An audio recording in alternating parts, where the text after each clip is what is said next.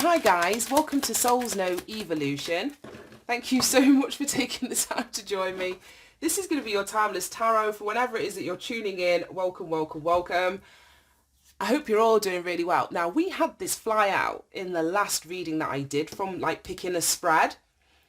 I don't know if I should keep it or if I...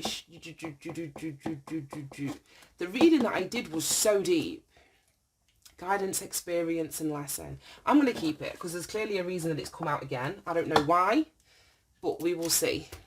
We will see. We've got a completely different deck. I have cleansed the area, but I don't think Spirit's finished talking, and that reading kind of like drained me a little bit. Not in a negative way, but I just felt, I don't know, those messages felt like they came from a different place than where my usual messages come from. It's going to sound so strange and so weird to hear. But I'm like, okay, do I dare dive into this energy again? We will see. Show me this guidance, experience and lesson spread for the collective. What is it that is guiding the collective at this time? No, that's too many. Just want one or two, please, Spirit. What's guiding the collective at this time?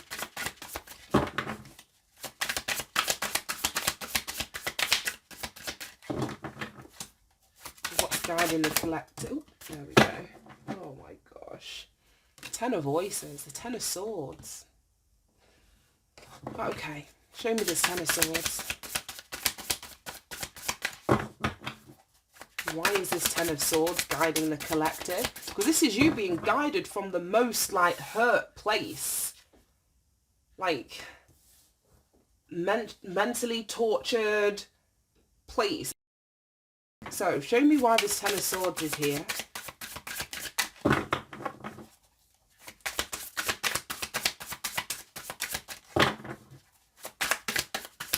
Why is the Ten of Swords here for the collective in terms of what's guiding them?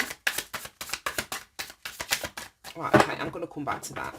Show me what happens as a consequence of being guided by this Ten of Swords. Show me what happens. There's so many, but they've all come face up. I've got a rule. If they come face up, I want to take them. I'm just like, wow. Strength, the Wheel, the Fortune, the Nine. Let's go here. Wow, look at that. The Nine of Inspiration and the Knight of Emotions. I don't think this Ten of Swords is as bad as I first initially thought it was. So that's good. Right, show me what the lesson in all of this is for the collective, please. Show me the lesson in all of this.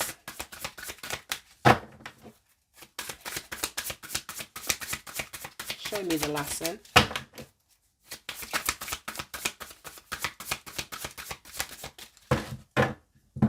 Right, okay. As I was saying, that Ten of Swords is like a place of deep hurt, betrayal. It's like mental anguish. It's things that have constantly happened like over and over and over and over again. It feels like and felt like initially you being guided by your pain, by your suffering, by your hurt. But that doesn't necessarily, as I was saying, I perceive that to be quite a negative thing, quite obviously wrongly. I'm learning shit here too. But I feel that that experience that you had, it's shifting and changing everything. There was like, I don't know, let me keep going. There was like a resilience or a strength that you acquired through going through this experience that now guides you. Right, let me keep going. In fact, I'll get that in a minute. It's like the messages have started. We start with the Ten of Voices, Ten of Swords. We've got a 10 in the middle portion, like what happens as a consequence of you being guided by this Ten of Swords. And we've got strength. So I don't know if there's like, it feels like there's strength in your vulnerability. There is strength in something that you went through. There's strength in something that you experienced. And the fact that this woman is sitting on like the crown chakra of this lion. We had the lion in the last reading that came out in the lesson. And we were talking about like the cycles and these ongoing cycles. This is like bringing an end to it with the Wheel of Fortune. It's like the universe is almost carrying you into this new beginning, this new phase or this new chapter of your life. So if you've been through something, Ten of Swords, very difficult, very challenging, very painful, where you were stabbed in the back, like I was saying numerous times. This is something repetitive and ongoing with the strength card. It's like you're showing such a resilience as you move on from this, or you move through this experience. And this experience is what came to guide you. And now it feels like this experience is guiding you out of it, literally. We've got strength, and then we've got the 9 of inspiration, which is the 9 of wands. And both of these are cards of resilience. In fact, I would say that the 9 of wands is the minor arcana version of the strength card. So we've got this in here twice. So the strength, the resilience, the ability for you to overcome this. I don't know, there's something about emotion here as well, because if you think about the moon's feminine energy, it's all about it's like the watery energy, our connection to consciousness, it's the connection to our soul, it's our intuition. And then we've got the Knight of Cups, the Knight of emotions underneath that. There's something about this experience being so difficult that it's kind of opened something up for you. Literally, I'm just looking at her dress, and as I went like that, it's like I looked down like her dress is doing that. It's like, I don't know, it's opened something up for you. It's opened something up, or it is going to, if this hasn't happened already. But it's something emotional, something that's going to change, the phase of life that you're currently in. You've overcome something, and it was really, really difficult. So like I was saying, I'm wrong for saying that, oh, you don't want to be guided by your pain. Sometimes we have to get in situations where this is the result before anything changes, before anything different or new can happen. Things have to get that bad before some of us, like I say, will find the strength to get out of something. And that's really unfortunate. But, as humans, we're very stubborn, very, what's the word? I want to say pig-headed. But yeah, we can be. And we definitely learn from the challenging lessons. Right, show me what the lesson in this is. No. Show me the lesson in this.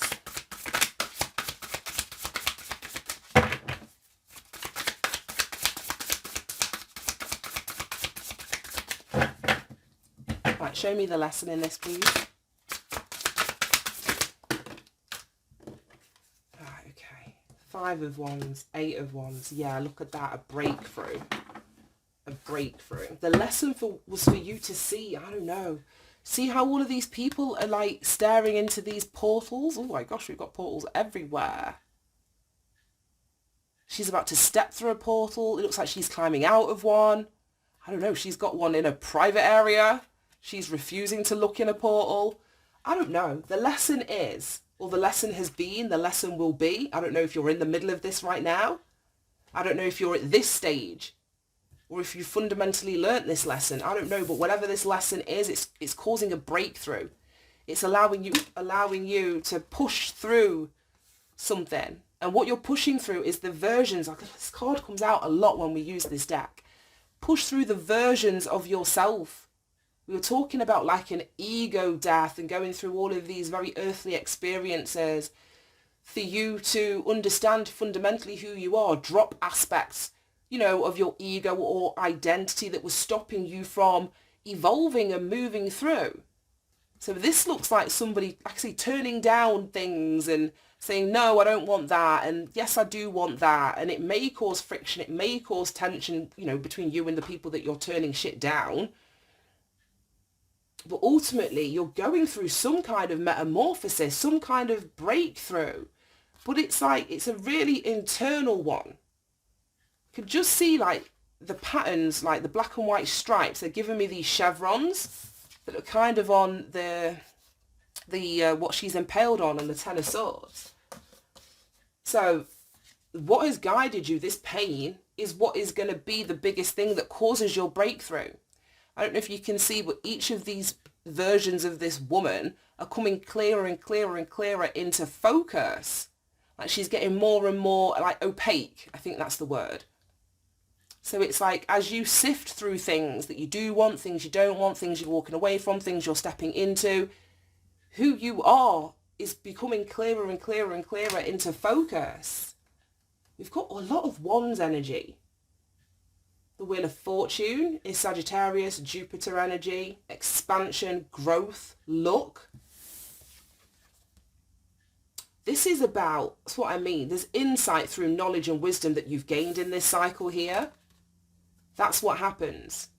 You go stronger through the insight and wisdom and knowledge and understanding that you have of what it was that initially guided you through this experience. I don't know, there's optimism. We were talking about that Jupiterian energy a while ago. There's optimism that things are going to change, that you can't stay in this energy. There's another, it's in this deck, there's a Ten of Swords and it's called Everything is Fine. So it's optimism, it's the way you're looking at it, at this situation. And it's with that kind of attitude that you have this breakthrough. You fundamentally learned like a really deep lesson here. Let's see what the bottom of the deck energy is. Queen of Materials, the Queen of Pentacles. That's Capricorn energy. We had, now, do I see any Aquarius here? No.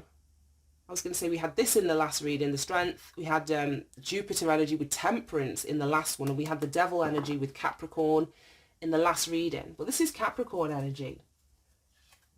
So I think the whole point of this experience is, yeah, it's got something to do with either your 11th house. No, 10th house. I'm getting up the reading from yesterday completely mixed up.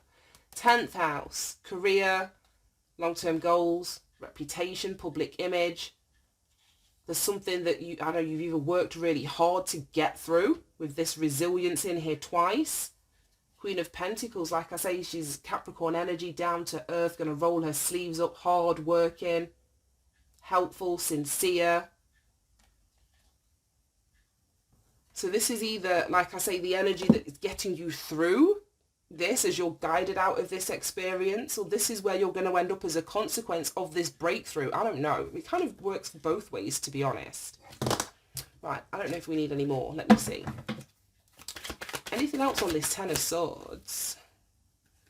Four of Swords, healing from the Ten of Swords. Yeah. Putting your mind at rest. Whatever this experience was, this is like the precursor to the Temperance card, to the Star card. I was just saying about both of those that were in the last reading. This experience kind of was created to guide you towards your healing. Towards your healing. Okay. Six of Cups. Something of the past. Yeah, because she was stuck. Look at that. That's what I mean. Sometimes things have to get as bad as the 10. You could have been stuck at the 8 for a really, really long time with this Six of Cups and the 8 of Swords. You could have been stuck at the 8, which is completely like stagnation, not moving, not seeing yourself clearly, sometimes not even recognizing that there's a fucking problem. It could be in terms of childhood or just a formative version of yourself, if we're not going back as far as childhood. But when things get to the 10, that's what I mean. Things sometimes have to get real bad before we do anything about it. But then that is what's guiding you to this change, this Wheel of Fortune, for you to move towards your destiny, for you to allow a change to happen. Release the old. This is beautiful. Okay. Show me, I don't need anything in the middle. Show me this Five of Wands and Eight of Wands. Oh my God. Completely bent that. The Tower.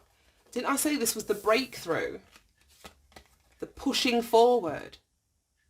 People might be a bit annoyed if you're not accepting things or you know, I don't know, you're stepping away from certain things. You're moving into other things. It may be causing a tower. The universe, this is the lesson.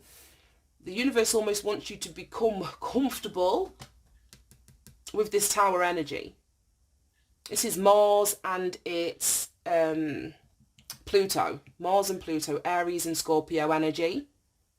Now Mars is the god of war. So that's about you being able to assert yourself. That's what we're saying, like saying no to things, saying yes to things, and this doesn't suit me, and letting shit crumble. And you come, who you are becomes clearer and clearer and clearer and more and more into focus as you're comfortable with creating this tower energy. It may be in your own life, maybe in the lives of people that you're connected to, especially if they were the catalysts for this Ten of Swords stuff. Right, show me why the tower is here. Let's come out on its side. Four of Cups. Yeah, that can be like a despondent energy. An energy of rejection. Yeah, I mean, I feel there's certain things that you're going to have to reject. And that's the lesson that you learn. That's the lesson that you learn. Yeah, so that you've got better expectations of things to come. Look at that. You've got to close out the old cycle first. Death. Close out that old cycle. Tower, like I was saying, let it crumble. There's something about what's happening is that you're moving into a new phase of your life where you're following your heart. So the old has to go. As we know, when the Wheel of Fortune turns, things drop off. Oh, my ears. I've just got like a serious ringing. Serious ringing in my ears. Oh, shit.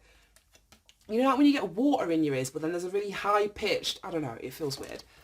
Yeah, things have got to drop off. Permanently putting a close to certain portals and pathways and knowing what direction you're moving, and you're going to have to reject something. Because the Three of Wands is positive expectation, waiting for your ships to come in, but it's in a new direction. Towards this Ace of Wands. Collectively, this now becomes the Four of Wands. So the lesson is you creating, closing down anything that doesn't provide you with a stable foundation for you to manifest from. You can't manifest anything from this Ten of Swords. So this is you disconnecting from that and creating a really solid foundation for you to be able to manifest your future from. It's absolutely beautiful. Right, I'm going to leave that right there. Yeah, who you want to build with. You're going to be saying no. You want it to come out. Then the Emperor and then the Star. Yeah, look at that. The path. Path forward is you taking control of your life or yourself. And saying, yes, I want to build with you. No, I don't want to build with you. And allowing these towers to crumble. I just saw the Nine of Pentacles. There's so much going on. Standing independently in your power. This is like the precursor to the Empress. Oh, okay, let's get you some advice and guidance. And let's wrap this up. I can't believe the same spread came out. But I hope you managed to get something from it. Right. Can we have some advice and guidance for anybody resonating with this reading, please, Spirit?